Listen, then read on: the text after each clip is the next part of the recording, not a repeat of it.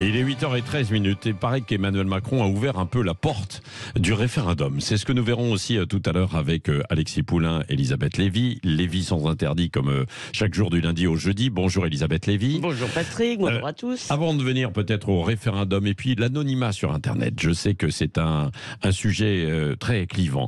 Il y a ce texte aussi, le Rassemblement national qui défend une loi contre l'écriture inclusive à l'école et dans l'administration, Elisabeth Lévy. Oui, alors il veut surtout faire causer et enquiquiner les autres, je crois, parce que c'est la 4e proposition de sa niche parlementaire, donc qui aura lieu jeudi prochain. Vous savez, chaque parti peut présenter des textes pendant une journée, et il y aura notamment l'endométriose, pour une meilleure reconnaissance, la suspension des allocations pour les parents de délinquants, mais comme à minuit, c'est fini, on s'arrête. Si vous voulez, il y a peu de chances que ce texte sur l'écriture inclusive soit discuté, ni voté d'ailleurs. Alors, programme qui est donc surtout pesé pour embarrasser les autres groupes. Le texte sur l'endométriose fait, paraît-il, des nœuds au cerveau, je cite Le Monde, de Clémentine Autain. Oui, comment rejeter un tel texte? Celui sur l'écriture inclusive divise la Macronie, qui se demande toujours si elle peut voter avec le diable, même avec une très longue cuillère. Et seul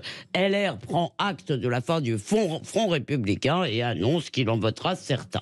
Alors, attention, sur le fond, la lutte contre ce jargon inclusif et salutaire, elle figurait d'ailleurs au programme de Marine Le Pen qui évoque un sacrilège pour la langue française et pour l'Académie française, qui devrait faire autorité dans ce domaine et qui a rendu un avis en 2017. L'aberration inclusive est un péril mortel pour notre langue. Alors, le nouveau secrétaire perpétuel, Amin Malouf, qui est bien plus policé, bien plus convenable, pour ne pas dire bien pensant que cela, admet cependant que ce n'est pas la bonne solution, l'écriture inclusive, pour résoudre les questions de féminisation. Il souligne d'ailleurs qu'on ne peut pas en plus lire un texte écrit en écriture inclusive. Effectivement, essayez, vous allez rigoler. Oui. Bon, alors est-ce que pour vous ce projet contre l'écriture inclusive à l'école et dans l'administration est bienvenu?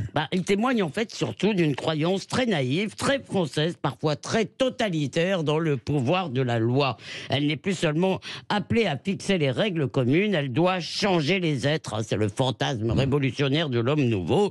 Par exemple, je pourrais citer de l'autre côté de l'hémicycle Sandrine Rousseau qui voulait créer un délit de non-partage des tâches ménagères. Bon, le résultat de ce délire un peu législatif, si vous voulez, c'est que il y a des milliers, peut-être des centaines de milliers de normes qui ne sont absolument pas appliquées. D'ailleurs, plusieurs circulaires proscrivent déjà l'écriture inclusive dans l'administration et dans l'enseignement. Il y en a une d'Édouard Philippe en 2017, une de Jean-Michel Blanquer en 2021. Mais comme il n'y a aucun contrôle, aucune sanction des contrevenants, qu'ils soient des fonctionnaires ou des institutions, et évidemment, ça continue. La com de la mairie de Paris, de certaines universités, est truffée de ces immondes points étirés. D'ailleurs, heureusement, les correcteurs automatiques ne les connaissent pas encore, donc ça freine un peu. Ça viendra. Oui, j'espère que non.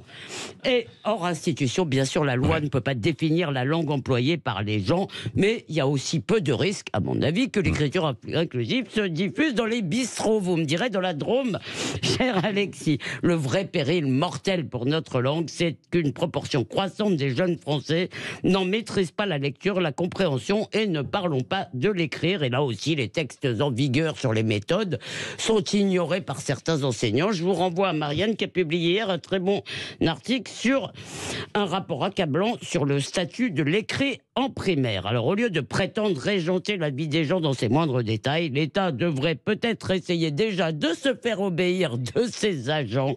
Et ça ne demande pas encore plus de texte, mais certainement plus de courage.